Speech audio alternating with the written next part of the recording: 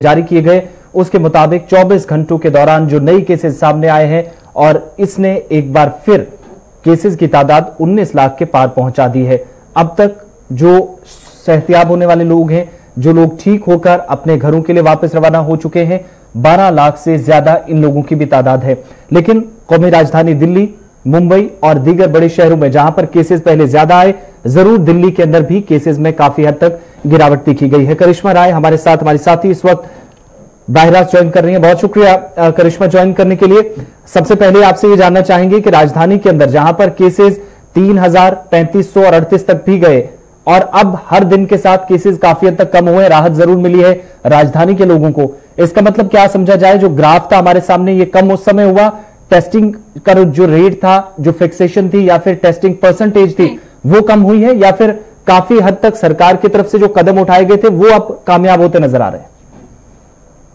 बिल्कुल आसिफ, अगर साफ तौर पर देखा जाए तो दिल्ली में एक बड़ी राहत की खबर आ रही है, क्योंकि पहली बार ऐसा हुआ है जब दिल्ली में 10,000 से कम केसेस अब कोरोना के एक्टिव केसेस हो गए हैं। जबकि अगर टोटल केसेस की बात करें तो 1,40,000 से ज्यादा है, जबकि इनमें से सिर्फ 9,000 कुछ केसेस ही एक्टिव हैं। जबकि हमने देखा था कि किस तरीके से मामले लगातार बढ़ते जा रहे थे और एक दिन में 3,000 से और 4,000 से भी ज्यादा दिल्ली में निकल के आए थे, जो कि एक बड़ी चिंता का विषय था।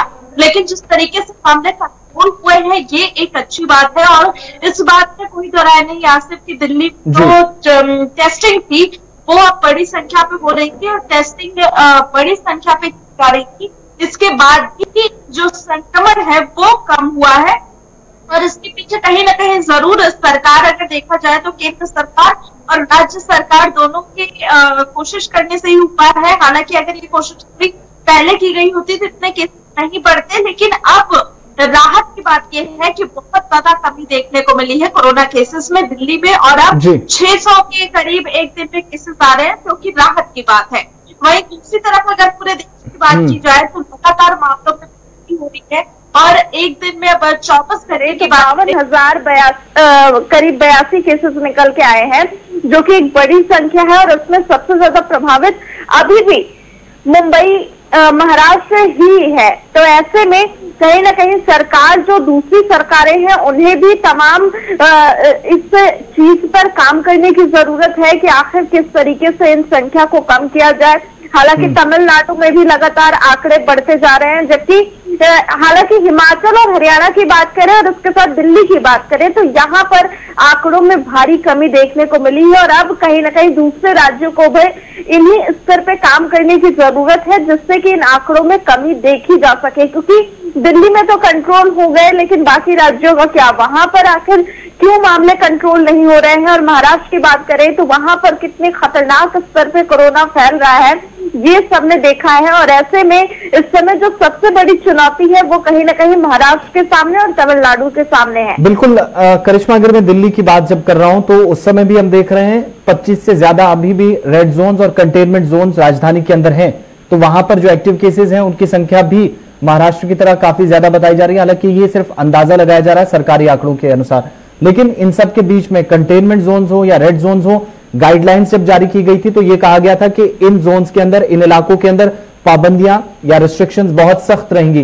तो वहां पर राहत का काम किस तरीके से चल रहा है? क्या इन इलाकों के अंदर राशन या दीगर जो जरूरी अशिया है, जरूरी चीजें हैं, वो किस तरीके से पहुंच रही हैं? आसिफ, जिस तरीके से हमने देखा था कि दिल्ली के तमाम जो अलग अलग जोन है वहां पे ग्रीन जोन है, वहां पे तो जरूर मामलों में कमी आई है, लेकिन इससे लेकर दिल्ली के सीएम अरविंद केजरीवाल ने भी कहा था कि अभी जो कुछ रेड जोन के इलाके हैं वहां पर संक्रमण का खतरा उतना ही है, क्योंकि दिल्ली के कुछ सिलेक्टिव इलाके हैं जहां पर बहुत ज्यादा कोरोना का संक्रमण है और ये जो एक्टिव केसेस है ये वही के हैं। लेकिन एक जो राहत की खबर ये है कि तमाम ये जो केसेस है इसमें से ज्यादातर लोग होम आइसोलेशन में है और ये ज्यादा क्रिटिकल कंडीशन में नहीं है, यानी कि संक्रमण जो फैला हुआ था अब कहीं ना कहीं ज्यादा फोकस करने की जरूरत है रेड जोन पे, और जो अभी भी कंटेनमेंट जोन है वहां ध्यान देने की जरूरत है। जिस तरीके से आपने कहा कि धरातल पर क्या कुछ हो रहा है, इसकी बात की जाए तो लगातार, हालांकि सरकार की तरफ से बातें तो कही जाती है कि उनकी तरफ से तमाम चीजें की जा रही है, लेकिन धरातल पे हमने भी देखा है तस्वीरें कुछ अलग ही नजर आती हैं। और अभी भी बहुत सारे लोग ऐसे होते हैं जिनकी शिकायतें यही आती है कि कहीं ना कहीं उन्हें वो मदद नहीं मिल रही जो मिलनी चाहिए थी। लेकिन अब दिल्ली में केसेस कम है, बेड बहुत ज्यादा अवेलेबल है, हॉस्पिटल्स में बहुत ज्यादा बेड्स की संख्या है। ऐसे में कहीं ना कहीं अगर कोई संक्रमित पाया जा रहा है तो उसे कहीं ना कहीं समय पर इलाज मिल रहा है, क्योंकि अब ज्यादा मरीज हॉस्पिटल में नहीं है, तो ऐसे में कहीं ना कहीं वो बेड खाली पड़े हैं। तो ये एक अच्छी खबर है। लेकिन अभी भी अब जैसे आज देखा जाए तो आज से तमाम जो अनलॉक प्रक्रिया के तहत जिम है और योग संस्थान है, इन सभी को खोल दिया गया है। और इसके तहत अब गाइडलाइन भी जारी की गई है कि अगर आप इन्हें खोल रहे हैं तो बहुत सारी चीजों का ध्यान भी रखना पड़ेगा, क्योंकि हमने देखा था कि किस तरीके से लगातार प्रोटेस्ट हो रहे थे कि दिल्ली में अब अलग अलग राज्यों में शराब की दुकानें तो खोल दी गई, लेकिन जिम या फिर योग संस्थान जहां से लोगों का स्वास्थ्य बनता है, जो उनके स्वास्थ्य के लिए जरूरी है, वो चीजें नहीं खोली गई थी। तो ऐसे में जो गाइडलाइन जारी की गई है उसमें तमाम चीजों का ध्यान रखने के लिए कहा गया है। साथ ही में जो तमाम जिम या फिर योग संस्थान के मालिक हैं उन्हें भी सख्त हिदायत दी गई है कि जिस तरीके से गाइडलाइन में और वो जिम खोलते हैं तो बहुत सारे चीजें हैं जिनका ध्यान रखना होगा, जैसे कि जिम के अंदर बिल्कुल एसओपीज के अकॉर्डिंगली काम होना चाहिए। बहुत शुक्रिया तमाम जानकारी के लिए। कोविड-19 दिल्ली के अंदर भी जहां पर केसेस में जरूर कमी देखी गई है, देश के अन्य राज्यों की बात करें तो वहां पर भी लगातार केसेस कुछ हिस्सों के अंदर काफी तेजी के साथ बढ़ रहे हैं। बहुत शुक्रिया करिश्मा तमाम जानकारी के लिए। और इस बीच आपको बताते चलें कि कोविड-19 के जो फिगर्स थे, जो आंकड़ा है, वो आज के नए आंकड़ों के साथ ही इस वक्त 19 लाख के पार पहुंच चुका है।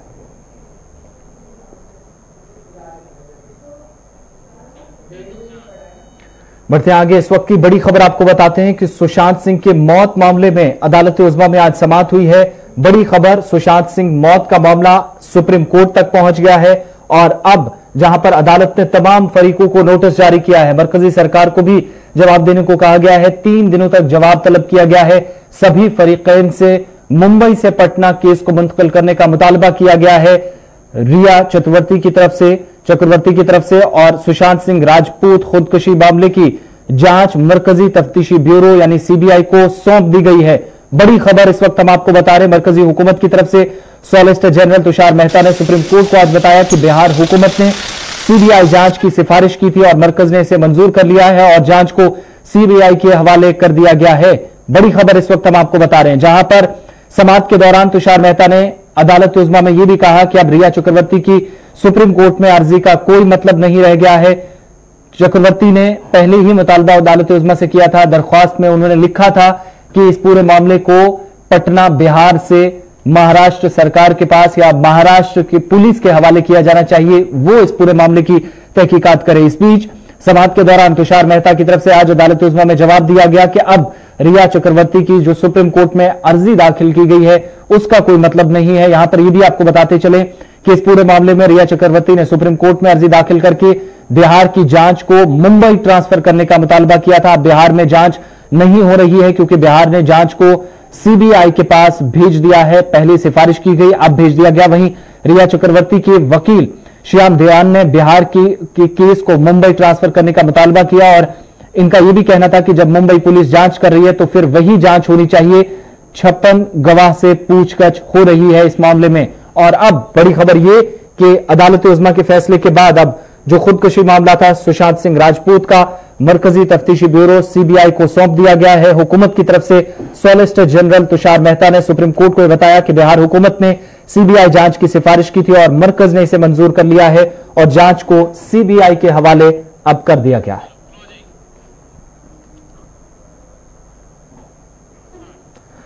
अभी तक की